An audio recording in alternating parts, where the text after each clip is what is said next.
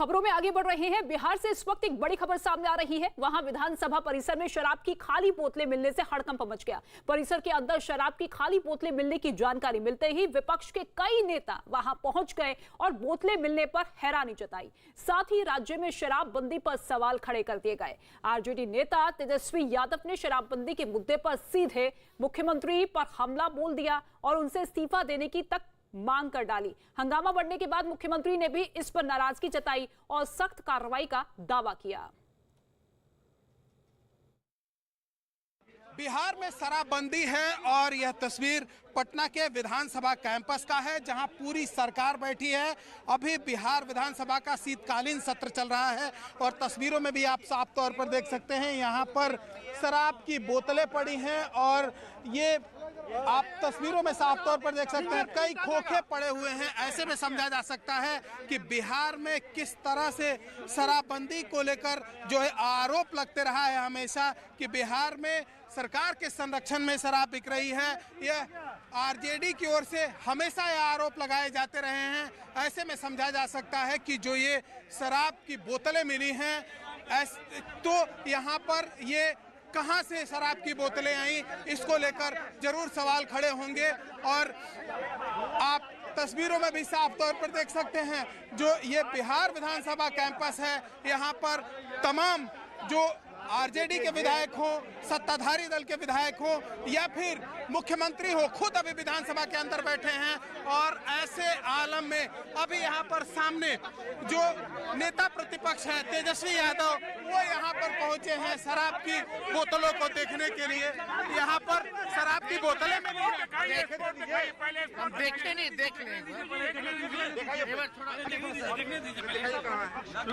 तो नेता प्रतिपक्ष तेजस्वी यादव यहाँ पर पहुंचे हैं शराब की बोतलों को देखने के लिए कि आखिर ये शराब की बोतलें यहाँ आई कहां से। और कई यहाँ पर रैपर पड़े हुए हैं जिस पर तमाम शराब की क्या है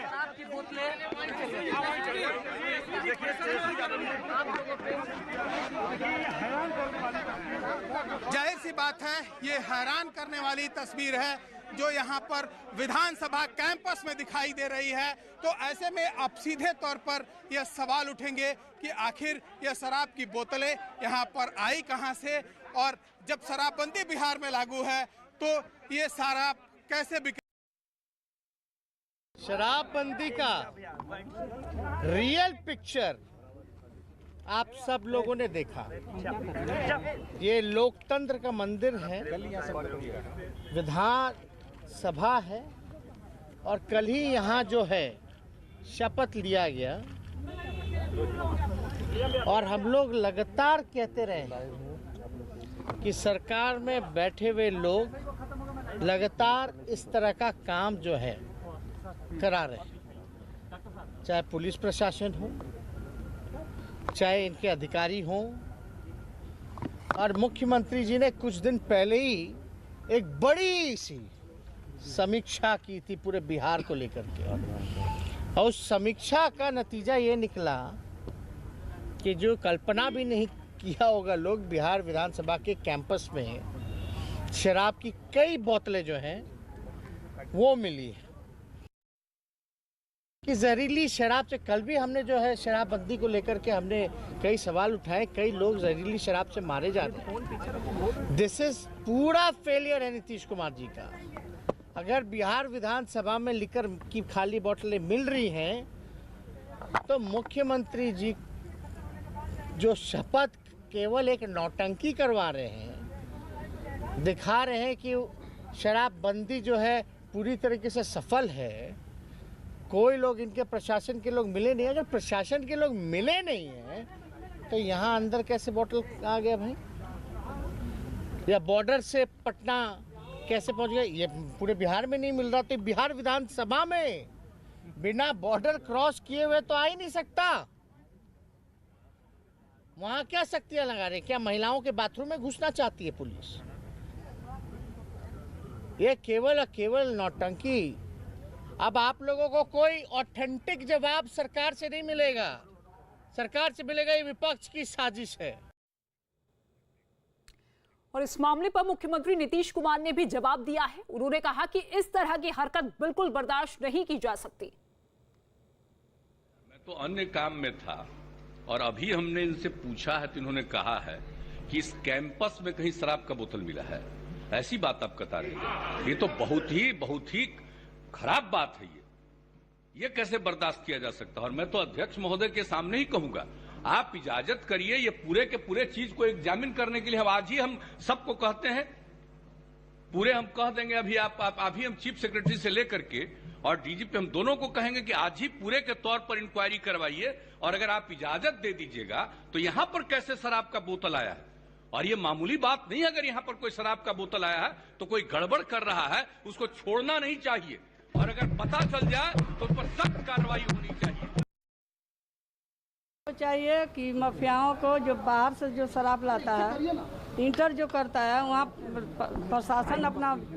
प्रशासन पुलिस को लगाना चाहिए मजबूत आदमी को, छानबीन करके गाड़ी जो उत्तर प्रदेश से आता है, नेपाल से आता है, झारखंड से आता है, चाहे कहीं से आता है, तो उस पर तो बॉर्डर पर चेकिंग होना चाहिए गाड़ी को।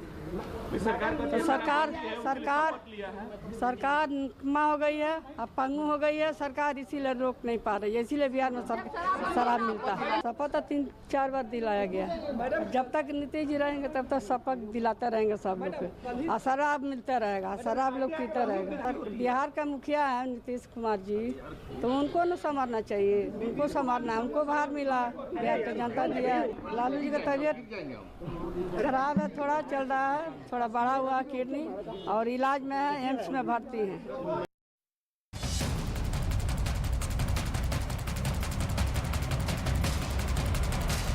ये ओमिक्रॉन वेरिएंट जो कोविड वायरस है, ये 8 गुना गति से स्प्रेड करता है।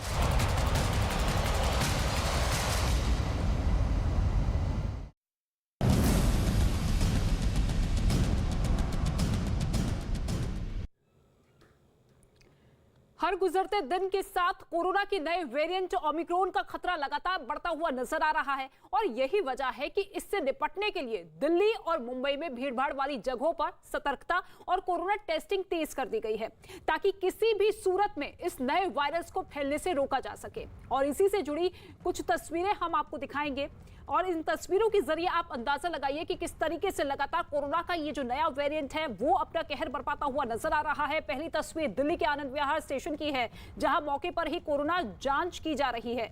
यही नहीं, जिन लोगों ने टीका नहीं लगाया है उन्हें टीका भी लगाया जा रहा है। दूसरी तस्वीर मुंबई से जुड़ी हुई है, मुंबई के एक रेलवे स्टेशन की यह तस्वीर है और यहां भी कोरोना टेस्टिंग अभियान तेज किया गया है।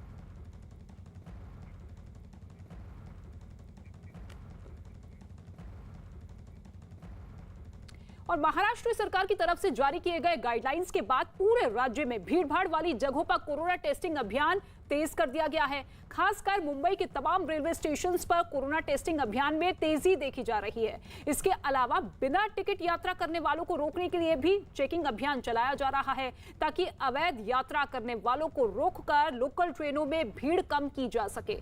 इतना ही नहीं, टिकट काउंटर से भीड़ कम करने के लिए रेलवे ने यूनिवर्सल पास को यूटीएस ऐप से जोड़ दिया है। इसके जरिए यात्री बिना किसी के संपर्क में आए घर बैठे टिकट बुक करा सकेंगे। कोरोना के ओमिक्रॉन वेरिएंट के खतरे को देखते हुए रेलवे स्टेशनों पर भी अब सतर्कता बढ़ा दी गई है, चेकिंग अभियान तेज कर दिया गया है। मैं इस वक्त मौजूद हूं सीएसएमटी स्टेशन पर और आप देख सकते हैं कि जो भी पैसेंजर ट्रेनों के जरिए बाहर के राज्यों से आ रहे हैं या फिर एयरपोर्ट के जरिए ट्रेन पकड़कर यहां पहुंच रहे हैं, वो जो है उनकी यहां पर चेकिंग की जा रही है। आप देखिए कि बीएमसी के जो काउंटर्स हैं, तमाम जो स्टाफ है वो हर पैसेंजर की चेकिंग कर रहा है और ये चेकिंग सिर्फ एंटीजन ही नहीं बल्कि आरटीपीसीआर चेकिंग भी यहाँ पर की जा रही है। और सबसे बड़ी वजह यही है क्योंकि जिस तरह से महाराष्ट्र सरकार ने गाइडलाइन जारी की है कि स्टेशनों पर भी सतर्कता बरती जाए, क्योंकि जब ज्यादा भीड़ जो है वो स्टेशनों पर होती है। अहम बात यही है क्योंकि इस संक्रमण को रोकने के लिए महाराष्ट्र सरकार ने गाइडलाइन जारी की है और उसमें रेलवे को भी साफ तौर पर कहा है कि यहाँ स्टेशनों पर चेकिंग बढ़ाई जाए। ये जो बड़े बड़े स्टेशन हैं, चाहे CSMT हो, दादर हो, बांद्रा हो, तमाम स्टेशनों पर इसी तरह की चेकिंग लगातार BMC के द्वारा की जा रही है, ताकि जो ओमिक्रॉन वेरिएंट है उसको रोका जा सके, उसके प्रसार को रोका जा सके। और यही वजह है कि फिर से एक बार BMC और रेलवे पूरी तरह से अलर्ट नजर आ रहे हैं और तैयारियां सारी पूरी कर ली गई हैं, ताकि जो ओमिक्रॉन वेरिएंट है उसके प्रसार को रोका जा सके। जानना चाहेंगे किस तरह की तैयारी है? देखिए, मेरा ये कहना है कि जो ओमिक्रॉन वेरिएंट है, इससे पहले डेल्टा वेरिएंट की बात चल रही थी, अब ओमिक्रॉन वेरिएंट की बात चल रही है। तो हमें एक तो सबसे पहली बात इंपॉर्टेंट ये है पब्लिक के लिए, चाहे रेलवे में हो चाहे बाहर हो, कि हमें पैनिक नहीं होना है, एक पैनिक सिचुएशन में नहीं जाना है। लेकिन साथ साथ जो एक कोविड अप्रोप्रिएट बिहेवियर की जब हम बात करते हैं, सोशल डिस्टेंस की बात करते हैं, डबल मास्क की बात करते हैं, ज़रा सा भी अगर मुझे कुछ बुखार या सिम्टम्स या हरारत लग रही है तो तुरंत डॉक्टर के पास जाना है, वो सारी चीज़ें जो हम पहले कर रहे थे उन्हें हमें फिर से जोर देना होगा। पूरी तैयारी हमें करनी होगी as an individual and as a complete society as a whole.